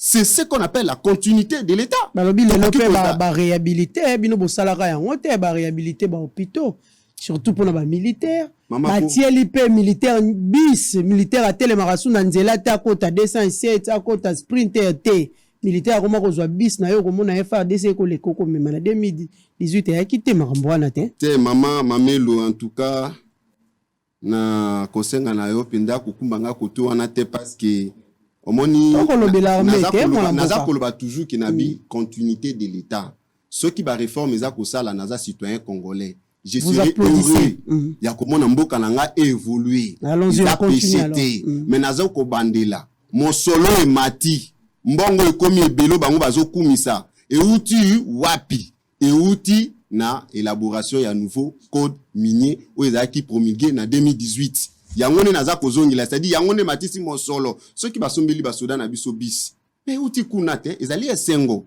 na komona soda na ngai alonga ndenge azali lelo Félix a sala mosala na ye non madame ceux qui okuminga na stade wana ya beaucoup à dire pourquoi parce que toali le pona koloba mboka lelo oyo mboka lelo toali apona koloba boyaki awa bolobi na biso détournement ekozala te boyaki abisaki biso bato bakopurge ba peine na bango soki akoisami na mbeba boyaki aboprometaki biso nga nazozela 87 milliards o baprometaka biso ça c'est mwana mboka ndeko Félix tango ayaki osala campagne na ye à promettre peuple congolais et à liboso ki akosala budget pendant son 5 ans akokomisa budget na 87 milliards yango nazoba o balobaka maloba na mosala na kati nango yaka un fossé c'est-à-dire il y a un trou le long de Félix a se retrouvé na kati ya trou esengeli to benda ye pona abima c'est-à-dire que aza kokokate omona bande kondenge ozomona aza koloba c'est ça problème eza na kati ya union sacrée bango nyonso baza na lolengi oyo réflexion oyo tout le monde est diable c'est eux seuls qui sont des saints yango ndo ozomona eza koboma esika plupart na bango ba incompétents plupart na bango les opportunistes plupart na bango bato moko bazovivre na clientélisme na tribalisme tout ça yango ozomona moyen que évolution ça les maté na yango naza kozonga toujours koyebisa ndeko ke augmentation budget aza kokumisa ezali dire ya code minier na yebisi loi aza ko produire aza ko betela maboko ezali dire ya académie de stratégie mwana mboka Jérémy tozonga pena na maema tali sécurité à l'est de la République biso banso tolandaki ministre des affaires étrangères Christophe Lutundula lolenge alobaki lobiki la force régionale ali na mandat moko ali offensif kasi boni lelo tokomona force régionale ango oyo sangisi ba militaire ba paya ba uti ebele ba ko se comporter kaka lolenge moko na monisco na terrain mais maman na lobi yango awa ndeko ya lobi akoyoka te parce que biloko malamu bango bayoka te bango bayoka ka jalelo président Félix béton wana bango bayoka mais makambo ya malunga bayoka te baza na kaka na campagne déjà babanda déjà campagne na moni kutu moko déjà na côté à palais du peuple kuna FDC a tieni moka munene nazozela mais na sengi même na président ya CESAC a prometa kibisoki ba discours propagandiste nyonso banda kokata ngo bakende kokata basho ezakuna o baza ko confirmer président leur candidat président de la République na ba élection ezali kuya to bani na no campagne retournons au débat naza koloba makambo itali ya este biso nyonso ndenge tozali awa congolais nyonso mama réussite ya Congo ezali esengo na biso nyonso congolais nyonso za ko souhaiter paix na mboka nazo sepela tende na ko bandeko na ngai baza ko tambola ko souffrir trajet ezali esengo te toza toujours ko interpeller peuple congolais na bandeko na biso basi babungi bazina libulu baya ba revenir na raison olandi ndeko ndenge baza ko bandeko Lutundula mais bango bato ba induire mwana mboka Félix na erreur ezali bango tona moto ko sala musala ezali mama ezali bango bato ba induire ye na erreur bate kokota na lubwaku na maboko ya ba lion plan wana na lobi yango na bandele koloba yango ezali plan ya Rwanda na Burundi bango bato babeta plan na bango baza ko préparer intérêt moko te oyo za nango ke ba pays wana bakoki ko pesa biso ke o biso to ko pesa bango oyo biso to ko pesa bango ezali ebele ke o biso to ko bénéficier na bango donc sur ces toza na plein droit ya ko se retirer sur les champs ndengo yoki mwana mboka Lutundula zoloba pourquoi bazozonga ka na raison te maman bazwa raison bazo revenir na raison bazwa décision ya ko se retirer na lisolo wana ya mabe bazwa biso tozozela bango na décision wana tout onyoso bango baza koloba bango ba déplorer kaka bango ba pleurnichaka kaka bango ba lelaka kaka oh vous êtes des décideurs Lutundu azoloba azali ministre ya affaires étrangères, azali mokonzi monene, ako conseiller mokonzi ya mboka pour que mokonzi ya mboka azwa acte et puis ba revenir na raison. C'est ce que nous les demandons. Pour na paix ya mboka na biso, ba revenir na raison. Toyebisa bango keska bokoti ezesika ya mabe. C'était au début, madame. Ceux qui bolanda ki yango na kopanza sango moke o nyoso toleki na ba chaîne de télévision, on les disait que place bozo kota eza très dangereux. Bokota kunate bobima boya koto totikala na biso na sadek na biso oyo toza omoni eloko moko bandeko baza ko comprendre quand on parle de relations diplomatiques batala kapé ba quel type de relation boza nango. Depuis kala le Rwanda nous menacé, Burundi, Uganda. Depuis kala mais yo bango basali structure na bango yo lobi okeko kokota ndenge mais okimi ba pays lokola ba Angola ba Cameroun ba pays oyo ezaka tout moment tozana bango en bon terme na mukolo moko te ogoyoka baye batindi ba soda na bango ba bomi bato ba bomi ba congolais mais Rwanda sala kango de temps en temps à tout moment. Voilà, il faut chuter. C'est ça leur problème. Voilà, donc na ko senga na bandeko na biso ba revenir ka na raison ba zwa liloba devant population que to signa ki eloko wana na kati ya précipitation to se retirer to za lisu ba membre ya kunate o population ya Goma aza kozila en dehors wana population ya Goma zo eloko te aza ko applaudir forces armées congolaises, aza derrière forces armées congolaises, mais aza contre force wana toutes les forces étrangères au Bakutia Makambo Lambango. Voilà, merci beaucoup Mwalamboka Jérémy Njoku. Nous allons demander à la technique de nous balancer quelques éléments. Nous allons prendre la journée internationale de la radio célébrée le 13 février de chaque année. L'Olenge, vraiment rédaction à Bosolo Télévision et Sala qui tourne à différentes radios pour que Tozwa Penza Makanisi et Abapandi Sango. Et nous allons prendre aussi cet élément, démolition par l'hôtel de ville de la concession Belvédère, conformément à l'arrêté du gouverneur de la ville province de Kinshasa, interdisant les constructions anarchiques sur ces sites érosifs.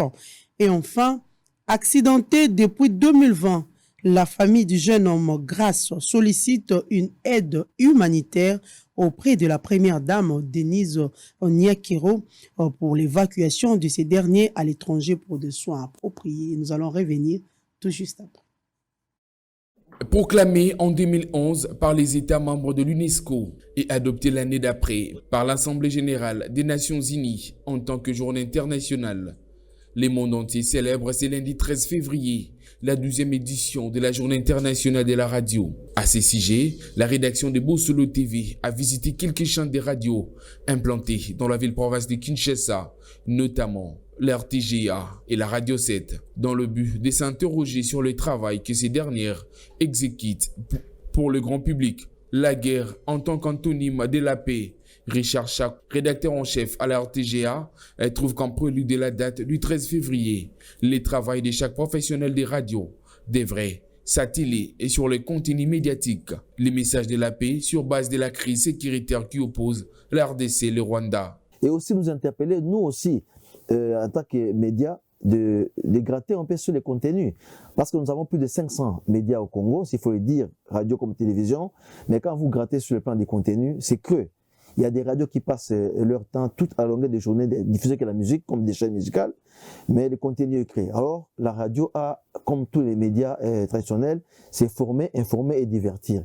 Donc, nous devons aussi demander à ce que nous remettre en question pour que nous travaillions sur le contenu, que les auditeurs pour qui nous travaillons puissent se retrouver dans... De son côté, Michel Chioyo, rédacteur en chef de la Radio 7, parlait pour sa part de la radio dans le paysage médiatique de la RDC.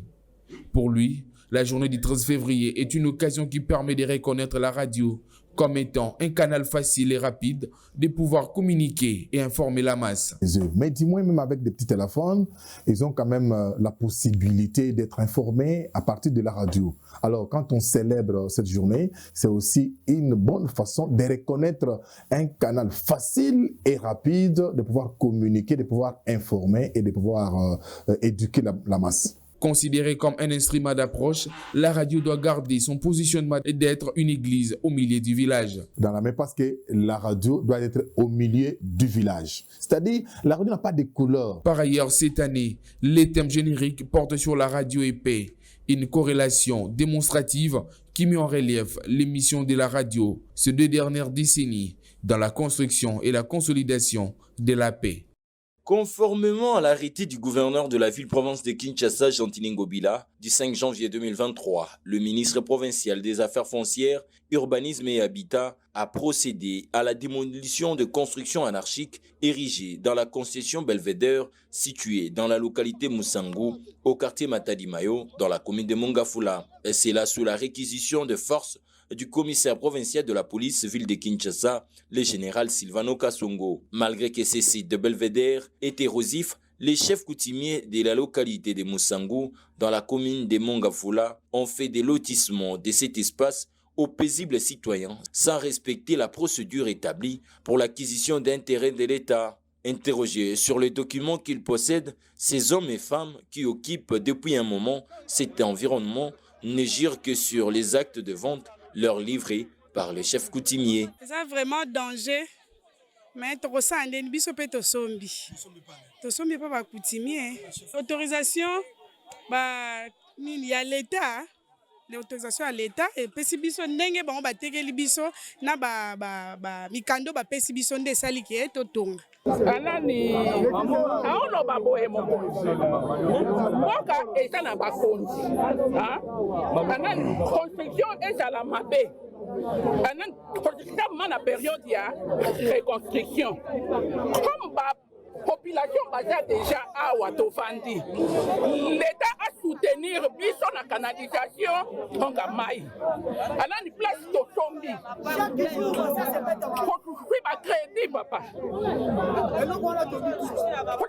na ba place a kovanda te mokonzi on kala ma porte-parole na biso likolo anani usine pe eza bien anani place usine ezali biso pe à la paix, mais soutenez-nous, on canalise les eaux. Hein, papa? Contrairement à tout ce qui s'est raconté autour de la distinguée première dame, dans cette affaire, c'est la relevée d'une manque d'information et de l'intox par certaines personnes de mauvaise foi. Car Denis Nyakiru Tshisekedi n'a jamais été impliqué ni de loin ni de près dans ces dossiers du terrain Belvédère, comme cela a été injecté dans l'opinion. Les journalistes d'investigation Israël Mutombo fixent l'opinion. Totika ba trafic d'influence. Ngai moko na vérifié. Boyebi ke sango ko sarate. Ngai moko na vérifié. Donc première dame na kati ya makamboyo aza ni de près ou de loin. Moi si wana aza congolaise normale asombi lopango na ye lokola bino ndenge bosombaki ya bino. Bapesi ye mikanda na ye a se conformer à sali usine na ye. Bazo sala usine oyo banda ko sala ba frite. Siko première dame atiki ki bokonzi nyonso baza nango akiti po sala usine ya frite. Pour s'imprégner de la présence du commandant de la ville, le général Silvano Kasongo, les journalistes d'investigation Israël Mutombo s'est mis à l'interroger pour avoir plus d'éclaircissements dans cette affaire. C'est pour ça qu'on a assisté. Quand on sort des dégrèvements, la justice va y aller, on assisté bango. Il y a des gens à faire foncière. Zobuka, police zawana pour na assister bango, basala, mosala conformément à la loi. De façon que Mutumabe à côté la bangote. Notre mboka te bali habiter ceux qui toko développer n'amboko. Bon c'est peut-être indien ou bien libanais ou bien chinois ce que ça est loco, ça va. Ici les alliés bien sûr mais dans tous les congolais. Congolais moko ay ko sala.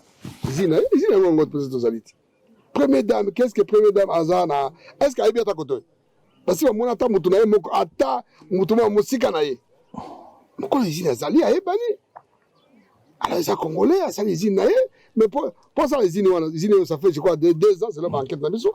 Ça les yango, usines ça les yango, les usines à ça ba frite. Et madame, et que diminuer chômage. À te belé, ba ko so musala. Et puis ko futa ba taxe, ko on est mutako investir les bandes, investir na mboka. Il faut qu'on encourage ba to lenga boy. Au regard de ce qui est fait à ces jours dans la concession Belvédère, l'opinion publique s'interroge si où était l'État congolais quand ces gens ont commencé à occuper cet espace, car aujourd'hui, ces hommes et femmes ont investi leur argent en construisant sur ces sites. Quelle solution leur sera réservée alors que leurs bâtisses sont mis par terre? À quand l'État congolais pensera à une politique préventive? Question d'éviter certains actes pouvant susciter la tension ou les soulèvements au sein de l'opinion publique, car gérer, c'est prévoir, dit-on.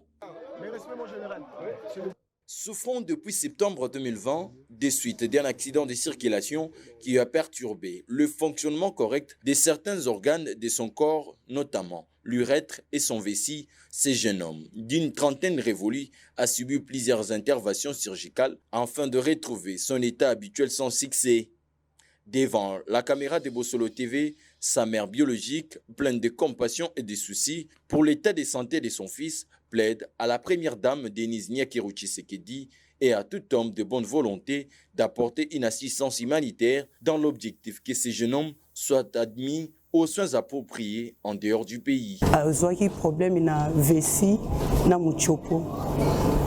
Basali opération wana tango esili bayiko senga kete il faut bacha bibende na bassin. Lokwa nazaki na tozaki na makoki penza te na senga ki bango tobima baya kofina ye ma ya moto na cité. Balakisa biso mama moko akoma kofina ma ya moto. Tango tolongwe na étape ya ma ya moto wana azongeli kotambola normalement na mukoa oyo ya bassin oyo ebukanaki wana et kataki ye urètre na ko kataki ye urètre et kozaki ye sténose na sténose basunga ngai bakomisela ngai rapport epa mama Denise yaza mama bana aza première dame ayokela nga mawa atalaka ya mwana nga oyo mwana mobali aza na vie ebele liboso na ye asunga ngai mwana nga oyo abima libanda mboka bakende koyete Même émis par les patients qui sollicitent l'évacuation à l'étranger pour une bonne prise en charge.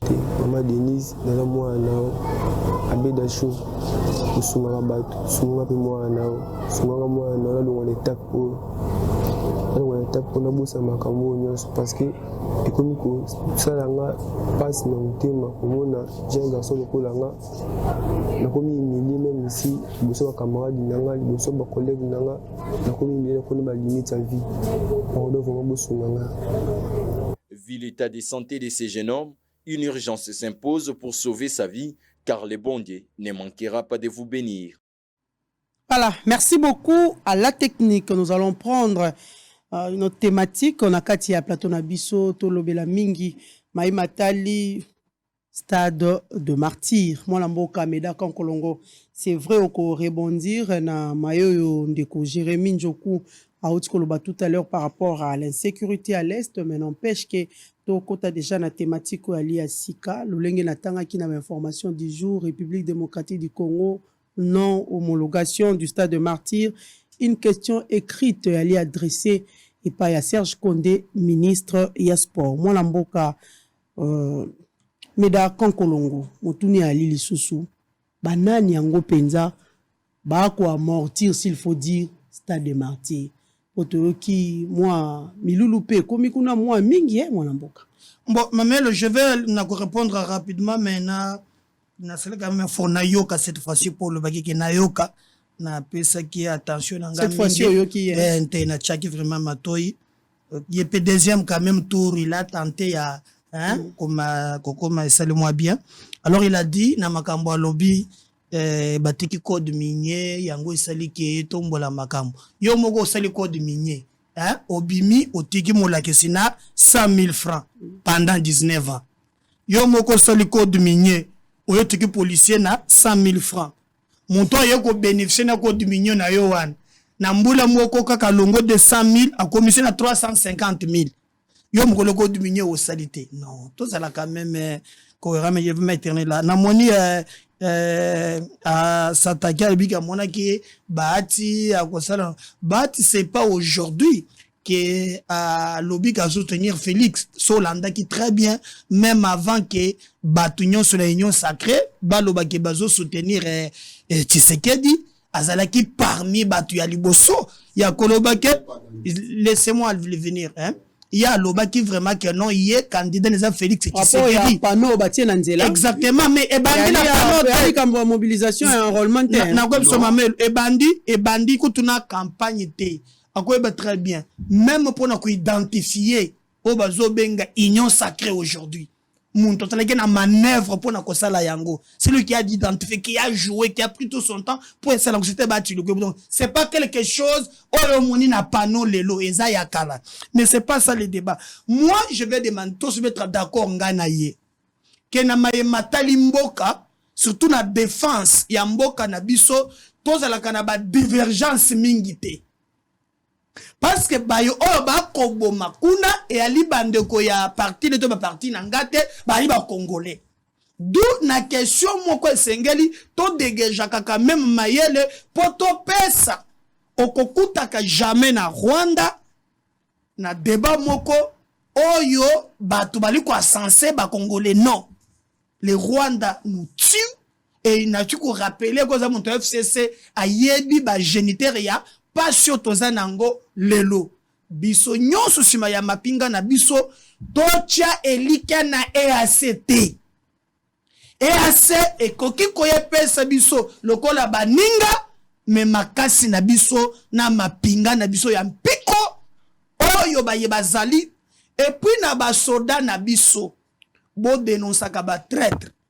Je vais ici parler na ba infiltré bazan armée bazan à la police bazan service de sécurité bakobanda kokufa même na pongi mabele na biso o bazomela bazolia ekolanda bango yo mwasi obali mobali na yo c'est un Rwandais, c'est quelqu'un qui a trahi république et kozali na yo na bano boko kufa tokote ka mboka na biso te na ba infiltré wan.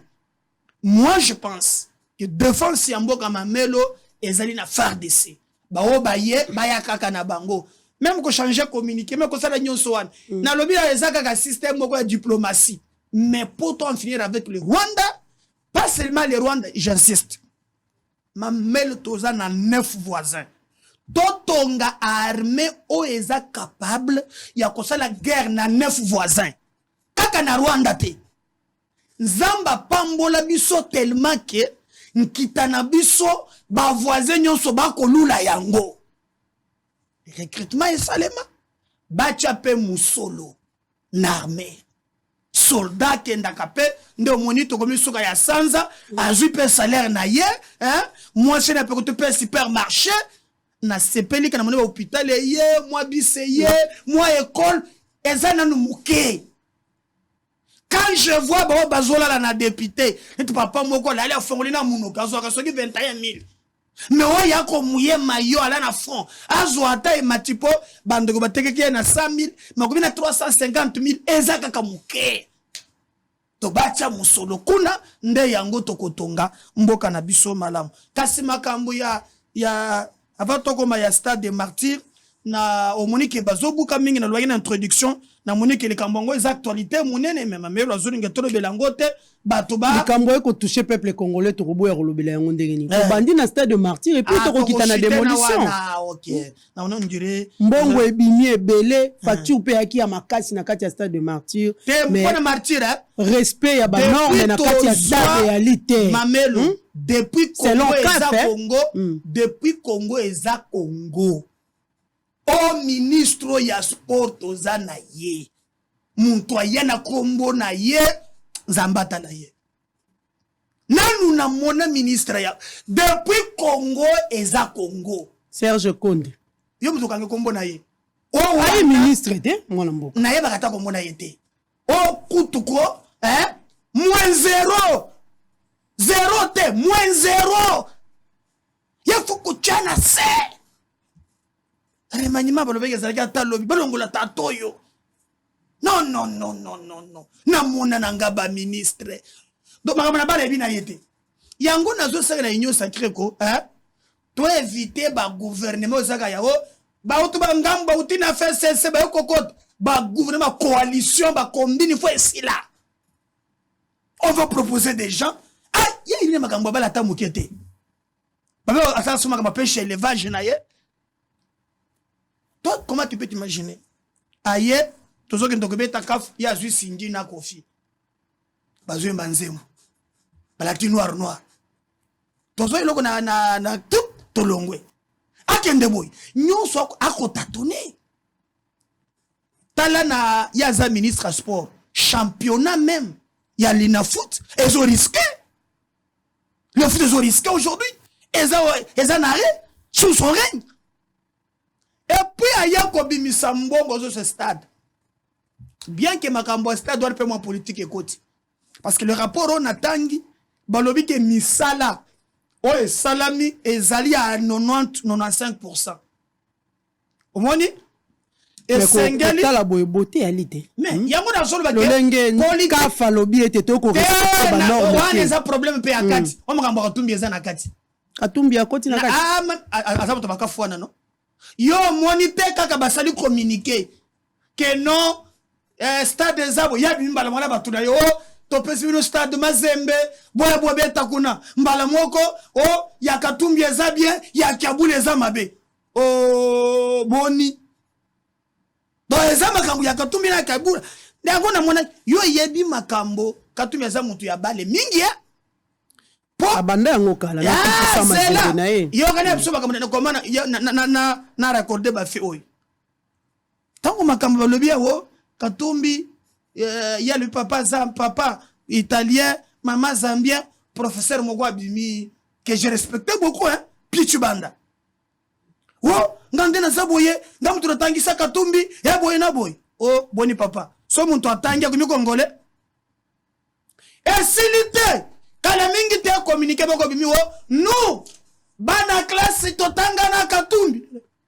Ah! Kala mingi te, yaka fe bimi katumbi te nazo déplorer mais makambu ya stade na komona tatoyo nasima boko politiser sport makasi hein sport eza politiser te na ko bisani yo ko boko refuser offre plutôt ya bato ya tout puissant mais pourquoi kaka balobi na tongo même pas quelques minutes balamoko boya na waya biso ya Mazembe za bien ba honte ba politiser et bazoreleye yango bali kaka batu na ye c'est que comme yaza muto biloko bakafuana na ba chobo na ye ngana zo bisayo et d'ailleurs fait ko fa komi pona ko loba mbere bolobi ki misale tikali muke biso na to clôturer bo pesa biso chance championnat et betama coupe d'Afrique et betama en attendant que Tome kaka même ko luka tobongisa 5% etikali. Mais je peux vous dire, ministre ya sport, ça pour autant n'est pas ko dédouaner. Banenge musuba zo bunda. Au moins na EPST. Ouais, ça passe. Un ministre quand même ata fayeze, moi mike ezali, mais azo furo moulin. Ministre tel. Mais oh ya ye ayebi makambo ya balete. Ayebi na kutuka ka balete makambo nyo ayebi na yete. Au moins ni tatoyo na lombangu balongola ye balongola ni ye penza ta soki aza na bana na ye na ndako soki bazotalana folo papa papa Médard c'est très grave Médard kafalobi nous devons nous conformer aux normes na kati ya stade na budget nyoso ebimaki pour la réhabilitation à stade nini esalami nano te ali kamoni ba toilette eza ba misala par exemple na stade ya Lupopo omoni stade za la capena na ba voie évacuation na so to ba koti il faut libanda comment on suppose que mubulu ekobima hein mais comment ba parking tout ça na kibasama libawana awa par exemple na C na ba versière comment ba toilette et autres il faut accélérer mais na RDG et les autres c'est salami mais na zo côté la yete na lobi keniye ana na -0 ana 0 te ministre sport -0 ba réhabilité pesi quand même donc on a ba concert eko beta makuna la campagne évangélisation activité politique c'est partout hein tu penses que fallait ko bomba yango pena ko réserver sika wana pona partout au monde ça existe c'est pourquoi stade za c'est un peu ko amortir yango te omoni yani likambo mosolo ekota stade za na ba gestionnaire nango hein o ezala yango mona en même temps ba betaka ba concert ba komena si bazo finika d'abord pelouse wana na balati saka yango bash donc beaucoup touché pelouse te et juste après na ba facture bo futaka bato ba futaka wana ezana moi frère moko soki bo silisi ba lokotu ba déchet nyonso wana le problème n'est pas na air wana ezana misala oyo ya pembeni oyo tikali 5% mais na tempe umeli esengele sala ezali amateurisme ya ministre oyo parce que na ba attribution gouvernementale chaque ministre azalaka responsable ya département na ye. Komoni azali koya kotalisa likambo tel. Komoni tango to komagena makambo ya enseignement. Mubulo bimaka ba grève salamaki. Il y avait au moins 7000 nouvelles unités au bafutamakate. J'ai vu comment ministre oyazali en place après ba syndical na ba enseignant, après na ba boye, après moni catholique jusqu'à la fin que ba trouver d'accord. C'est ça kozala na politique ya département na yeme oyo na ko biso so bino bomona na kana bango. Oye bise tata monsieur Yeli kola mona ye. Likambongo siko pe ali soni na minute o banani penza s'il faut dire bazali ba responsable ya honte oyo république a ko vivre. Comment nani? Ministre sport comment nani oboyi ko kanga to oboyi ko yeba mwana mboka kombo tata wana ye wana muntu okobumba ye -0 ana 0 to -0 tata wana. Voilà, merci beaucoup mesdames mwana mboka Jérémy Njoku. Merci Mamelo nakanisi ndeko apesi pourcentage ya -0 ngape na koloba ki -0 égale à gouvernement Sama Lukonde. Donc ça déjà pourcentage apesi pour un régime. Parce que ceux qui sont qui incompétents, le niveau Yazako présenté, je pense que le gouvernement responsable, un gouvernement responsable, à l'inga qui a zoua, décision responsable. Malheureusement, ce qui sont les matin, c'est que c'est un meilleur. Et si lui le meilleur, c'est que leur gouvernement, comme membre de Nabango Union Sacrabi, -0, c'est que le gouvernement Sama Lukonde -0. Mais il fait partie du gouvernement s'il est incompétent.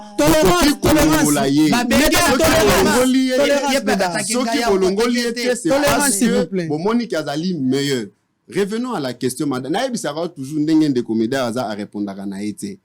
Il y a une politique à diabolisation. Mais après ça, pour répondre à la question, répondre question, il y a stade. Tout bandit d'abord la gestion, ils ont divisé, makambo ya sport na mboka ils ont divisé na ba tranche belé. Ministère ya sport, aujourd'hui FECOFA na place, aujourd'hui administration publique, ils ont secrétariat général, au longwa pe no kuti pe administrateur ya ba stade et tout consort. Mais qu'est-ce qui se passe? Ce régime, y a-t-il les genoux? Bakuma ko embaucher bato même les incompétents.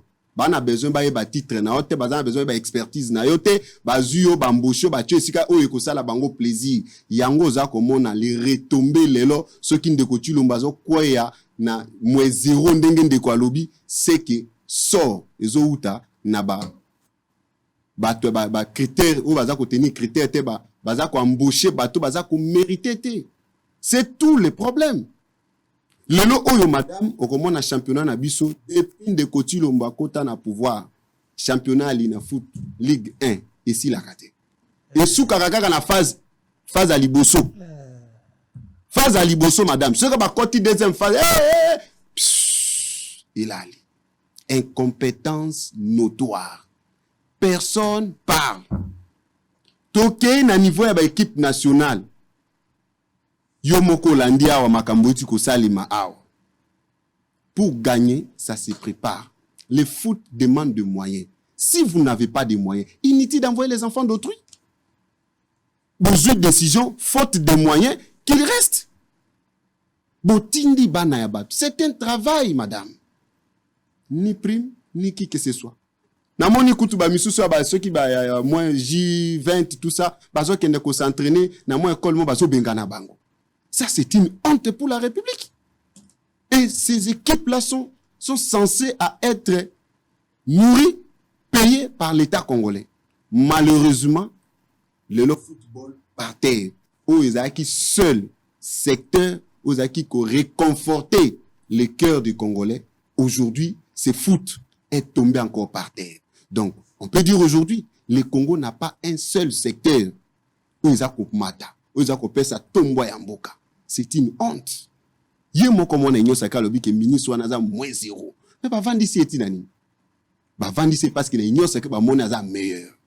Donc si lui il est meilleur, comme il a confirmé moins zéro, yango na lobi eti gouvernement Samba Lukonde moins zéro. Revenons maintenant, mais oui, revenons maintenant na ndengo moni na stade de Martyr nous ozomoto. Mais na ngambo na tu comme construction. Bazo construit, bané bazo construit. Bon landi conflit oti le cas dernièrement, na construction en face à stade. Bino mo boyebi ba comment na kotanga te. Mais pourquoi construire? Est-ce que bateau va construire na bateau ba somba place na ba mi pour ba poser qui question te pourquoi batika place na polele? Place wana batika yango polele mamelo stade wana zo komona basala yango stade à 80 000 personnes. Et comme nous sommes dans ba pays Afrique, tokoki pe ko déborder au-delà de 80 000 personnes wana.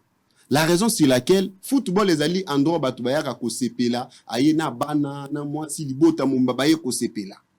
Mais ceux qui ba famille on a baye mituka na ba ko tia wapi? Mituka ya ba famille on so ba ko tia wapi? Ba kotika na aux alentours, il y a stade. Et puis en face, malheureusement, ces régimes bazo somba partout. Partout, badini ko somba. Les lorsque que ba clôturer wana nyoso libanda à stade. Oh bana babanda ko beta bal wana, ba équipe belé banda ko s'entraîner wana. Au fur et à mesure bana wana baza ko s'entraîner. Ezalaki ba benga ngo espace vert. Fallait kotika yango polele. Ba ko construire pourquoi? Toujours esprit à concentration ya ville. Concentration en ville alors que nous sommes en train de vivre la démolition des constructions anarchiques. Hein? Mais madame, le quoi pour l'unité takuna, toko tango kaka. Omoni toza ko senga pe démolition ana et à banda liboso face à stade des martyrs. Babu kabiloko tout ya salité. Madame, ce que l'équipe même beauté zate, wanda komona mo batongi ya jaune wana salité. Votre espace on a n'engetika là qui ça faisait quand même beau. Beaucoup de exploiter autrement bosali ba terrain d'entraînement pour les joueurs, les petits joueurs. Mais ba qui construit donc espace awa régime moyo ba lingwa mon espace vide té place ezate ngape na lancer pe appel. Mais espace ya vide comme na gouverneur de la ville. Yango ngape na lobby na pesi pe appel na gouverneur ya ville ya Kinshasa. Aya pe ko buka Batolo batelu en face à stade des martyrs. Ba construction bazo ça la face à stade des martyrs, ceux qui réellement esprit ou animé, ils ont des bons sens.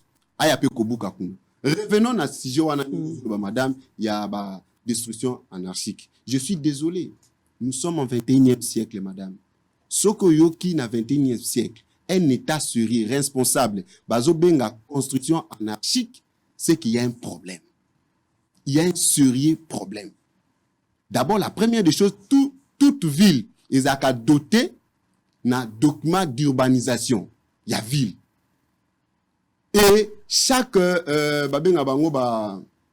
conservateur et chef de division, il y a urbanisme et habitant, censé à cause de document.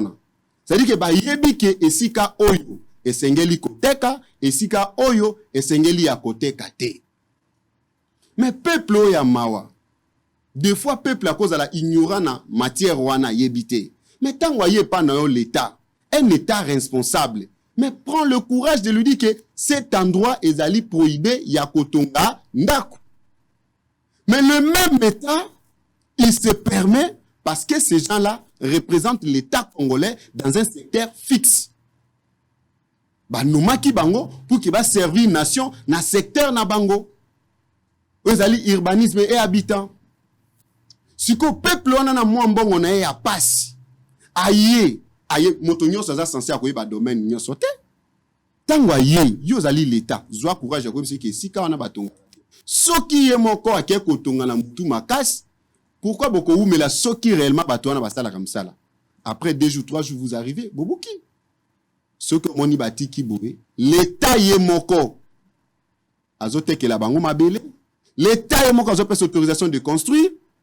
L'État est mon cas à Bambongo. L'État lelo est mon cas à lobby construction anarchique à Yakubuka. Non, l'idée elle est bonne. Construire, oui, mais comment? Un État sérieux ne peut pas préjudier sa population. Lorsqu'un État commence à préjudicer sa population, on comprend qu'il est devenu État moïni. État monguna ya peuple.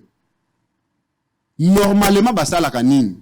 Ce qui déjà, parce que la responsabilité est partagée. Et l'État et la population sont baki. Nayango l'État responsable à ça la canine. D'abord, il y a côtoyer Batouana.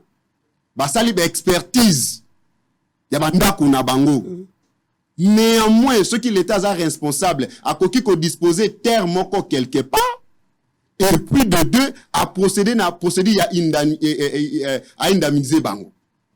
Mais puisque ce qui l'État est moins responsable encore, n'a quitté les sous-sous, à l'ingaka pesa bango à 50%, il y a dépenses effectuées, il y a ma construction à banda kuna bango. Mais tokola la natongo, tokola muka, l'État moyinabini aye kobuka. Oh, totike la ki bango ba lettre, la famille mosu sur le lot madame ba bengingai, bazwa ki même pas information. Na bandeli ba famille mosu voilà, mais est-ce que tout le monde a censé à kokota na TV, tout le monde a censé à kokota na réseaux sociaux, les lots na kishasa courir za la galisu soute, na kishasa courir za soute, ba kumisa ki a courir za te ma ezate. Population les lots à kishasa zo souffri, bandalo ngone zolela. Courant mai na banda les athées, motakolobela bango azate. Oh, aujourd'hui banda la zana président de l'Assemblée provinciale, azana ministre de la communication, membre influent na kata gouvernement. Mais banda la zo souffri. Motakolobela azate ba bengi ngabi, mwana mboka Jérémy Nzoku kende lobela biso. Tout ça est anime. Motako zanga ne peut atanga ki communiquer à gouverneur te, à côté ki pe na WhatsApp te parce que courir za la kanango pe lisusu te. Boyo ko bukela enda. Mais bo proposer bango nini?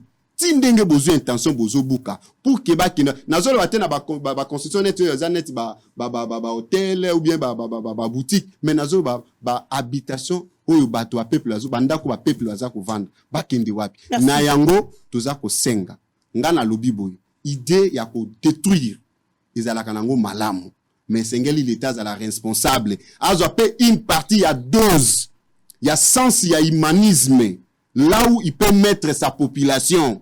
Au côté kaka oza papa kaka oza ko frapper sans toutefois expliquer moi na pourquoi oza ko betaye et puis après ko betana qu'est-ce que tu dois faire. Donc aujourd'hui batiki ba dans leur propre sort. Voilà, merci baza beaucoup. kolela ba lancer mbela na ba konzi ya mboka bata la problème wana ba indemniser bango ba lukela bango ta terre moko quelque part ba kene na bango. À la population peut aussi azali ko se sentir lésé. Les CRS il y a ko saisir l'instance judiciaire non?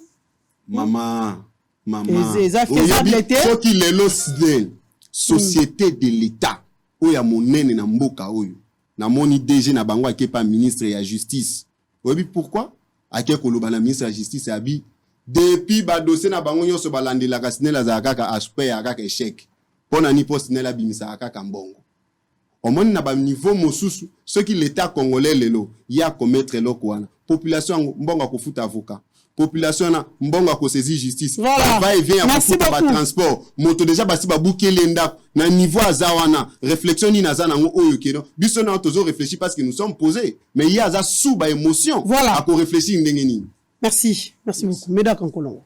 Bon mamelo na kolanda ndeko nangate makambo na lobby mais je vais seulement le dire que batangi sa bango politique mabe donc comme ngo bazana fait cesser ata au moins na fait cesser ba ko pumola mboko ya kakaka shinaram pe biso to libongo te moi na ilobaka toujours combat nanga politique pona epa ya Tshisekedi za poto tonga Congo mutu nyonso akozala na union sacrée oya koyana ba cop na ye personnel ava bundisa ye ngana komunise mutu aliboso politique na bino ya mabe wana oyo mboka zokufa shinarambo mama ni mama et la politique ya mabe le mal ekotika la mal même ata proche na yo asali yango ministre oyo ayebi na yo côté na koleye -0/10 pena sengi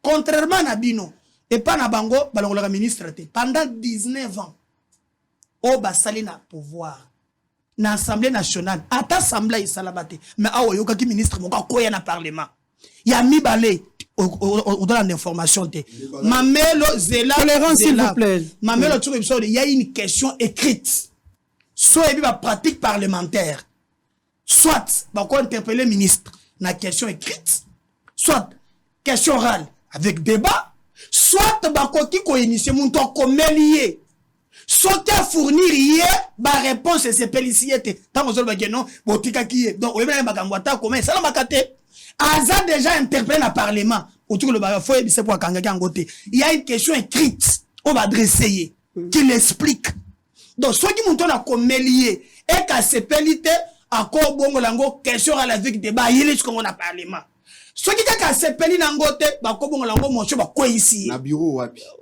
na bureau ko esa ministre de l'économie c'est la tolérance s'il vous plaît bureau wana ko esa ministre de l'économie donc il a toujours des ba fois za na ngo kakate même bureau wana et ko esa ministre de l'économie ouais non ça la qui pourquoi il me dit maintenant pourquoi tolérance s'il vous plaît tu vas me hier avec makambu ya oja lelo chef na ye moko de muto tangise o kiri asise bidimu tala José Makila ndenga za la kawana tala na o munu José Makila no apecha gumba nyeke tise bijumbu tika tero soko tore tere boko o bani kenga so bona ngamba kambora te miyozo ya de toutes les façons bakino balimbisa yo o mona bandal na sengelo bolimbisi ouais lenge maye les ali ça faut être honnête na sentir cohérence maye les ali mais au dindinde n'axe du mal avant tout je vais te délivrer avant de finir l'émission non oui tout à l'heure je te délivre balimbisa ye bamuno mabete moto ayi côté à José Makila Soumana bana bandal bana kin balimbisa ye mbe bana yete makambo ko sala makambo zo salate mais na kota la boanya na ye Congo za na besoin na ye lobi on a besoin de lui pour tout tonga mboka ensemble donc moi nazali ko parlons vite de la démolition de vous terminer makambo ya démolition maintenant je suis d'accord avec vous parce que la République c'est pas des contradictions sur des questions essentielles nos bords politiques il faut écouer oh lobby a sur naza d'accord na tout le monde introduction gouverneur ko za kaka buka kate gouvernement non et sengeli d'abord non tu ko bango keno asolo na baye oyo l'état apesaka mikanda mais na moni deux poids deux mesures na landi vice-gouverneur Jekoko alobi yeba ko buka garage na yete asa communiquer avec garage na ngai eza lokola ba station service ya nini tout ça comment yo moko tout ça la communiquer olobi ya yo garage bako simba te yo moni communiquer il a ezali j'assume il a fait non seulement communiquer mais alobi na vidéo ezali nga moko na landaki alors qui est en tout cas garage na yawana eza lokola ba station tout ça bako buka ngote ba station ce que ba tchaka en Miami Valley mais je vais demander au gouverneur eza ne sika moko ye moko fa ya kubuka na komi na Kinshasa na balabala ya Kabinda croisement na plateau esika ye moko yebike eza école ekotanda ya Bundumba ayo kubuka wana po manzanze zali wana na kwa biso mamelo so komi place wana 18h okolekate bangi lotoko bano ya mike ba 15-16 ans bazakuna monsieur le gouverneur ngana lobi pour cette initiative naza d'accord na yo pour na kondu mate na yoki me yaka na komi na Kinshasa école esika bana batangaka okoloba ke na finga go na fingite quand même je dis la vérité yaka na komi na Kinshasa na plateau Kabinda eza école eza belle na komi wana te o komisa kuna bachoki yote batu na yo ba komisa ngonda kwa Bundumba o ba komenga na kini konzu haya kusala il y a des choses oyo tokoke ko tolérer te pour tozali ba singa pe na barumbu eza soki na député bimwala koma na plénière à seni ya ba tonga soki rompre na ye wana na salu moko wana wa ba ko toucher te ngai na politique na boyi politique ya bato ba yeba na ba star ya bango te non bana kina kwait bana kin ba toucher na lobi balongola mutu pe la loi est impersonnelle mubeko kipakate mamelo kasi ana lobit bar ya bana kini na matonge soki ezali na kote bakweisa mutu nyonso. C'est comme aujourd'hui bato ala makambo Snell awa Snell soki biso tozangi courant ofuti bakati yo courant mais Snell eza na libanais moko ya pain victoire a fallu ba devoir Snell 1 million quelques de dollars. Je précise bien 1 million. Snell basalaka elo côté. Chose grave. Libanais wana. Ezana batu basala 15 ans. Pire lo. A quoi sa société wana. Pemboko yoko. Erboko kande matanga kusakana. Nous devons terminer le débat. J'ai terminé que ma mère traîne ça pardon. 2 minutes. Attends une minute, problème est athée. Non, le bateau, on va sans voix. 15 ans n'a pas une victoire. Azaye Moko n'a pas une victoire. Transgazelle, Nanin. Et ça, sous pas une victoire, était commis moulin de Kinshasa. En d'autres termes, n'a pas travailleur, n'a nyon sobalungwe. Ba inspecteur y a travail. Ba tata musubangowan. Comment beaucoup qui kondima? Keba Congolais bandeko na bino. Un Libanais anyoko la bango. C'est lui qui a fait 15 ans na Moussala, n'a pas une victoire. De compte final combien? Bamoussouba $300. Bamoussouba $200. Ce qui m'a touché, bah, que même les députés, bah députés bah les kawan, papa bah les soit le bozo ba azo sek. Le bozo zaga na sebo azo sek. Soit bimisi député baba nimbango. Batata wana bazali aujourd'hui na basina mibali abandonné. Maintenant quoi c'est libanais oyo. Tato ya pas victoire. Ouais biloko biso le Liban toko sala ngote. Ce qui o sala na mboka na biso toko sala pa na binote. Na ba inspecteur, inspection ya travail. Okomona chinois, a licencié congolais. Okomona indien, a licencié congolais abusivement. Akokende kuna ba inspecteur baza kuna lokoso ya mbongo et les Congolais bazali abandonnés. Mais pour les Cambouapes du il faut chuter mesdames. La bengi bato nyonso oyo libanais wana sakaneli siège à partir n'angezali na songololo 111 boya to sa la délégation to kosalela yeba marche to komona bato nyonso ti libanais oya pas victoire. Akofote bino mbongo na bino ya mibale bino bando kwa Snell bomone la bisote bokende kozope 1 million de dollars pa tata o ya pas victoire kaka bisote pas bomone yo so foute un mois te ba katuli au courant mais ces libanais ne payent pas même à ta courant et leur mon côté moko ba ko mbera banzebo na ba musicien pe yepe ba to juste ba benga kingai oya tongi ba bloko na yao afusa ka pe mai na courant te nani ngo wana oyo ba ko yembe mikolo ba mesia ko ngona bosani yango awa bako yemba kuzoke shuru soki ndenge nini ya petra banyongo tozana mboka moko tu peux t'imaginer que tokomi ba wungu na mboka na biso bazana banyongo en état plein obi qui appelle ça par exemple la ville de Kinshasa ya za moto bato ba godempo bino pe bosonga biso ta na ville de Kinshasa nde bo vota tata wane il faut terminer mesdames il faut terminer 2 minutes nous sommes presque à la fin. Par exemple, 30 ans, imaginaire. Allons-y, on doit terminer. Ba député, il y a ville ya Kinshasa. Ba keyi na banque à Freeland. Ba pesi par député $100,000. 100,000. 100,000. Pour ba kozongi salaire de leur droit na salaire na problème ezate. Kozongi ça comme zane moulima problème ezate. Crédit na banque c'est ça. Ba keyi sikoyo n'est pas nani chou. Yé concessionnaire elle est bango siko mituka. Pesi mituka sika ba musu ba député loko so bazu même na 2 mituka mbala moko tango basangisi mbongo nyonso wana ba beti ba évaluer na ba nyonso est tombé dans les $6 millions. Seconde mikolo ebike Gentini mutambo ko sunime gaza before to ko bawa akema amune na za insécurité les députés vont profiter na chito pour ça Gentini chantage oh baso ba décréter wi clé moko il faut foutre les bisous mbongo wan.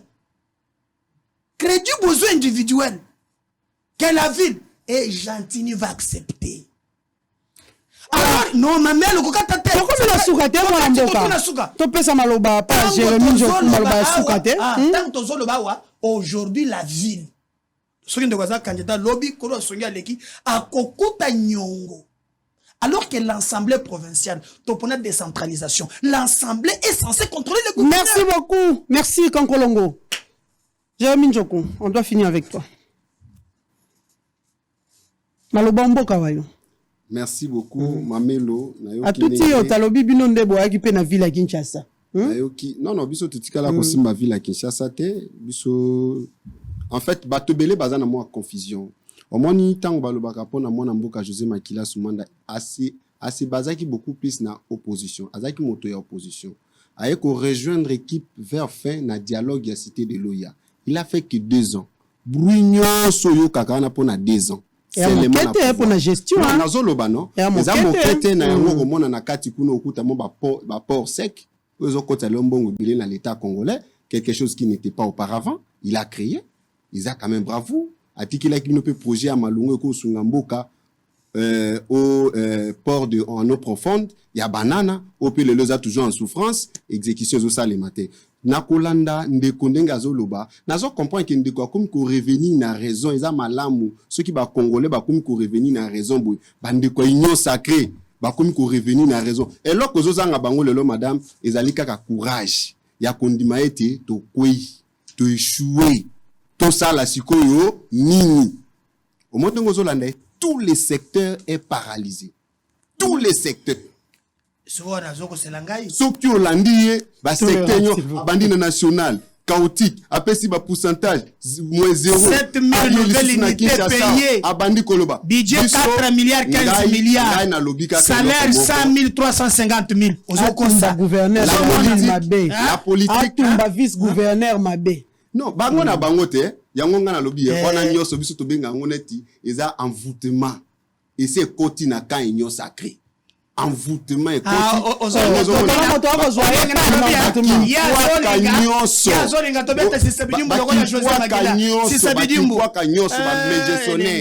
méchant, ba frappeur, nyonso ba koti na kata nyonso sacré. Yango ozomona envoûtement là moyen te mona mboka Félix Abdou. Akoko bimisate. Tolérance, tolérance mesdames. Envoûtement, bango na baza envoûté maman. Ba kondimelo ko moko te ba ko avancer te parce que baza envoûté. Ba côté déjà na ivresse politique, ivresse du pouvoir tous les matins. Ba si ba langue ba komi na quit. Nde ozomona bango baza wana. Ba yebite na minute ni ba ko sala. Na yango to yebisi bango. Ba kanga kia na moni ba député derrière ba tuko bunda awa mama na primature. Ba député provinciaux. Oyebi pourquoi ba bundela ki? Ba bunde parce que bazo futa bango te. Ordre donné par le président de la République, mais n'est pas exécuté auprès du ministre de Finances.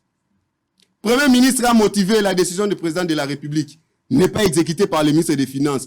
Kombo ya Sele ya Lagouli. Et Sambwa Kiawa. Nazo Zela, mwana mboka Kabuya, alobape ke non, ndeko, ministre ya Finances, azako bloqué. Vision en chef de l'État. Azope courage. Parce que moni ti bande, on a bazaba responsable, maman. Peut-être en Aïcha ba éviter. Les députés provinciaux souffrent plus que les députés nationaux, plus que les ministres du gouvernement. Pourquoi? Moto Abeli, kakabango. Moto Akufi, kakabango.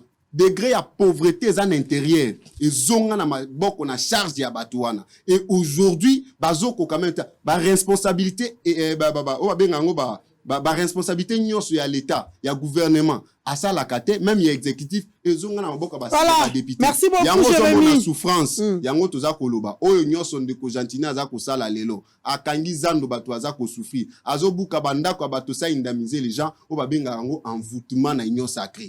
Utindi ba kimpwaka nyonso na union sacrée, rendez-vous ba congolais nyonso na 2023 pona na bwanya. Voilà, pona na bwanya. Yo sukar fait chadara bwebozo bakarte non? Yo sukar. Voilà. Merci beaucoup, Médard Kankolongo. Merci beaucoup aussi à vous, Jérémy Njoku. Merci à tous nos très chers téléspectateurs.